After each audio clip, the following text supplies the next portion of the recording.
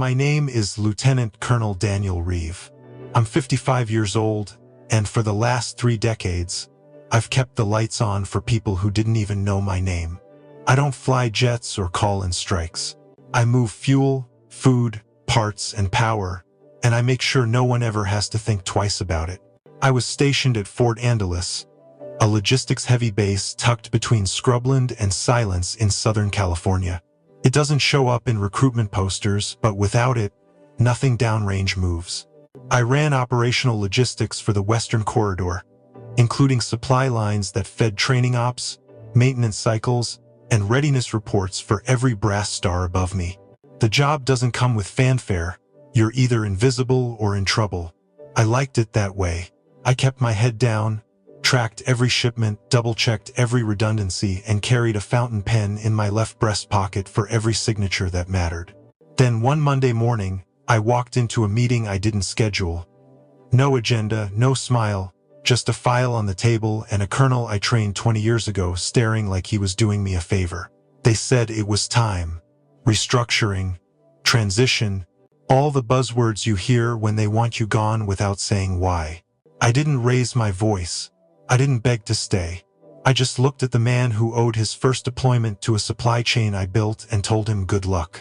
He shook my hand, and that was that. 32 years, packed into a paragraph. They thought they could replace me with a software suite and a few junior officers who knew how to run dashboards. What they didn't know was this: the system they trusted only ran because I held the last key, the real key. So I left, quietly, but I watched, and I waited, because no one asks about the foundation until the house starts to shake. Every morning at Fort Angeles started the same. Coffee brewed in the dark, the lights buzzed to life one flicker at a time, and somewhere, someone couldn't log into the inventory system because the server clock reset overnight. By the time they called IT, I'd already fixed it. They never saw the patch cables I ran by hand or the backup generator I commissioned off-record when I found out the new contractor used second-hand batteries. They didn't know the supply chain tracker needed to be restarted manually after every patch, or that the password rotation system failed 3 months ago. I kept it all running, not because they asked, but because they didn't even know they should. Fuel manifests, encrypted comms logs, spare parts routing through 6 depots and 3 time zones. If one number was off, a training op stalled, a flight got grounded, or worse, a young kid got blamed for something he couldn't control. I never let that happen. Not on my watch. They thought I was old-fashioned because I carried a clipboard, but they missed the part where I never once lost a shipment or failed an audit. They joked about my color-coded files, but those tabs were why they had working gear when it counted. The new systems were shiny, sure, but they still needed my signature to release a pallet. Somewhere between a ghost and a firewall, that was me. The man behind the curtain, keeping the circus from burning down. They thought logistics was just a spreadsheet.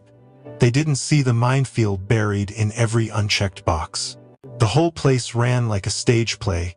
Everyone hit their marks, said their lines, and assumed the props would be in place. But behind the curtain, it was duct tape, grit, and one man keeping track of where the wires ran. Strip me out of the system, and they'd learn just how silent failure can be. 3 months before they pushed me out, I flagged the security system's certificate expiration. No one noticed the update window had lapsed, leaving the door wide open to anyone who knew where to knock. I filed a report, walked it over in person, and got a nod from a captain too busy scrolling to care. The stockpile database hadn't synced in 6 weeks. Items marked as delivered were sitting in a secondary depot 90 miles away, wrapped in the same plastic from the supplier. I flagged the mismatch, called a meeting, and laid out the risk. One glitch in field comms and they'd be operating blind. During quarterly inventory, I found 24 line items marked as cleared but never verified.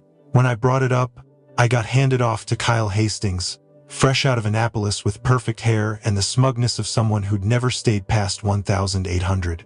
Kyle said the system had redundancies. He said I was being paranoid. I sent follow-up reports. I attached photos. I even highlighted chain of custody gaps in red ink, like I was tutoring a student who refused to learn. Every time I pressed, Kyle smiled like I'd just dropped his coffee order. Then he'd say we had bigger things to worry about. He believed tech would fill the cracks, that protocol would save the day. He never understood that protocol only works when someone actually follows it. And when I warned him that one missed attestation could lock the entire dispatch system, he chuckled and asked if I wanted to teach a class on paranoia. I knew then, they weren't just unprepared, they were proud of being unprepared. Pride doesn't patch servers or catch duplicate manifests. I stopped pressing. I just started making copies. And when the time came, I walked away clean. Let them see what pride buys when experience walks out the door. They called it a restructuring. No warning, no lead-up, just a calendar invite marked internal realignment discussion. The room was cold, the kind of cold that doesn't come from AC but from people who've already made up their minds. Kyle was there, of course, sitting too straight in a chair too big for him, trying to look like leadership. A civilian HR rep read from a folder like she'd never met me. No eye contact, just a checklist and a rehearsed line about transition and opportunity. They didn't even try to explain it. Said it came from above, a decision made at the command level. When I asked for specifics, Kyle shrugged and said it wasn't personal, just evolution. Then came the line, the one that stuck in my gut and made me want to flip the table. He said, "You're great at what you do, Dan, but you're not built for the next phase." Like logistics had a phase. Like decades of stability could be replaced by some cloud-based software suite and a few eager officers with clean uniforms and no scars. I stared at him. He looked proud of that line, like he'd practiced it. I didn't yell. I didn't argue.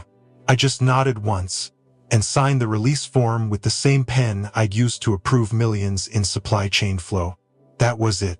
32 years closed out with a folder, a fake smile, and a sentence that said more about them than it ever did about me. They gave me 20 minutes to clear out. No escort, no farewell, just a clipboard from HR and a generic email saying access would be revoked by noon. I didn't argue. I'd already made peace with the end before they even called the meeting. I walked back to my office, shut the door, and opened my leather-bound notebook. It took less than 5 minutes to finalize the last data export. A clean handoff with all the numbers scrubbed and aligned. Before logging off, I deleted a line of code I'd written myself. Nothing malicious, just a silent note to the next guy that this machine no longer ran with me in it. I packed my pens, a framed photo of Monica and the kids, and a coin from my first tour. That was all. No badge swipe out, no dramatic pause. Just a quiet click as I shut the door behind me for the last time. The walk to the gate felt longer than usual. Maybe because I wasn't coming back. Maybe because I could feel the pressure building behind the systems they no longer understood. Corporal Jenkins, the guard at the main gate, saw me and stiffened. He didn't salute, didn't speak. Just watched me pass like he knew something had changed. I nodded once. That was enough. As I crossed the threshold, I felt it, the silence, the power of walking away without leaving a single crack behind. They thought I left quietly. What they didn't realize was that I'd already pulled the fuse. The countdown had started. They just hadn't heard the ticking yet. It started at 0600, the kind of morning that felt too quiet. Then the inspectors showed up, unannounced, full tactical review. Within an hour, the system jammed. Inventory records wouldn't load. Dispatch queues froze mid-route. Authentication logs triggered error after error like a domino run someone forgot to stop. By 0900, requisitions were halted. No one could approve shipments. Field units started calling in, confused why their equipment hadn't moved. Kyle stood in the middle of the ops room, staring at 3 red dashboards, each flashing the same thing: Cert authority invalid. They rebooted servers, pulled backup drives, ran diagnostics on everything from load balancers to handheld scanners. Nothing worked. Then someone asked the real question: who has the launch key? Who's the final attestation officer? The silence in that room hit harder than any explosion. Kyle blinked, looked around, then muttered my name. They checked the directory. My credential had been terminated, but the system, the protocol, still needed my signature to complete the cycle. Without it, nothing could be deployed, verified, or approved. By noon, the review team flagged the lapse as a critical failure. Word hit command. The base was officially red-tagged until further notice. Kyle tried to explain, blamed the transition, said it was a technical glitch. But the audit logs didn't lie. They showed who removed me, who bypassed the handoff, and who ignored 3 flagged reports warning of exactly this outcome. In that moment, everything they dismissed came roaring back. Every time I was told I was paranoid. Every smirk. Every meeting cut short. Now they were calling my number, leaving messages. Emails marked urgent. But I wasn't picking up. I already knew what they wanted, and I knew I wasn't coming back on their terms. Before I walked out, I did one last thing. I logged into the logistics core, ran a protocol authorization, and locked the attestation signature behind a dual-factor sequence tied only to my ID and a biometric confirmation. Legal, traceable, unbreakable without my hand. The credential wasn't on any shared drive. It wasn't stored in the cloud or passed down to some junior with a clipboard. It was bound to me. The system needed a live confirmation from a cleared officer with full spectrum clearance, and no one else had that anymore. They thought they could delete me, replace me, cut me out of a system I spent 20 years building. What they didn't realize was that I had designed it to be accountable. That meant you couldn't fake your way through it, and you couldn't lie your way past it. Now the entire base was stuck, deadlocked, engines idle, planes grounded, all because the system was doing exactly what it was built to do: wait for the right signal. I watched the alerts roll in. Someone tried to spoof my key. Someone else reactivated a backup account that had been dormant since 2015. Amateurs. They were scrambling. But I wasn't in a hurry. This wasn't revenge. It was precision. I built a system to keep people honest. And when they stopped respecting it, it shut itself down. They had called it overkill. Too complex. Too cautious. But now they were learning the cost of ignoring the guy who knew where the wires ran. And for the first time in a long time, I didn't need to say a word. The first message came from an unknown number. Then another, this time from an official inbox, but with no subject line, no greeting. Just a sentence asking if I was available for a consultation regarding a system anomaly. I didn't reply. Not immediately. I let them sit with it. Let the inbox fill up with polite requests wrapped in silence. Then, on the 3rd day, someone got brave enough to call. I declined. Left them to hear their own voicemail playback. There's a certain power in not rushing. When I finally responded, it was through my private channel. I listed my terms: remote access only. No direct contact except through a designated senior officer. Every instruction to be submitted in writing and logged by timestamp. I wanted nothing left to interpretation. They agreed within the hour. No arguments, no pushback. Just a formal digital contract with all my conditions highlighted. I reviewed it line by line, redlined a few vague phrases, then sent it back with one final clause: no contact from Kyle under any circumstance. Their response was almost immediate. Understood and accepted. I reconnected to the system that evening. Saw the frozen dashboards, the red flags blinking like Christmas lights no one wanted. I didn't rush, just ran my protocols, line by line, patching where needed, verifying the chain of custody. They didn't know I was watching the chat logs. Kyle had tried to run a diagnostic loop that crashed midway. He'd written 6 panic notes in the ops thread before going silent. That silence was the sound of a man realizing he was out of his depth. I didn't mock it, didn't screenshot it, just cleaned the mess and moved on. No badge, no announcement, no meeting room with apologies or speeches, just results, just the quiet return of stability. 1 hour later, the systems cleared. The base resumed full function. Supply orders moved. Alerts reset. They would never say I was right, but they would remember who made the wheels turn again. I didn't need a plaque or a parade. I had my signature on every working protocol and my name in every line of restored code. That was enough. They forgot who kept the lights on. I reminded them without ever raising my voice. The new office was quiet. No overhead buzz, no barked orders, just the low hum of the heater and a good chair that didn't creak. My desk sat near a window that caught the morning light just right. There was no nameplate, no chain of command posted on the wall. Just a small photo of my unit from years back and a file drawer labeled tools, though there were no tools inside. I poured a second cup of coffee and looked out toward the hills.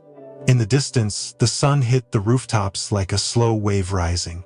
It felt good to be still, not because I was done, but because I wasn't chasing fires anymore. My phone buzzed. A message from my son. He'd finished his overnight shift at the station, still in gear, helmet under one arm. He wrote that he was proud of me. Just that. No fuss. I sat with it longer than I expected. Not because of the words, but because I knew he understood. We come from a line of quiet fixers.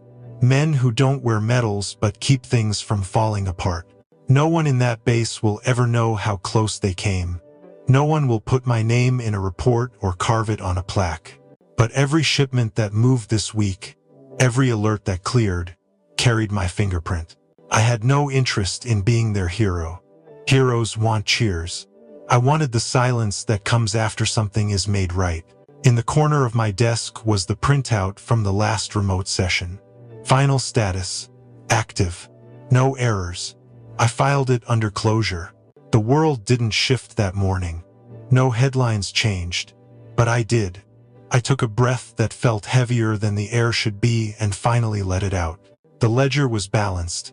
The mission, quiet as it was, complete. And for the first time in months, I didn't feel the need to look over my shoulder. I just sat back, coffee warm, heart steady. The job was done, and that was enough.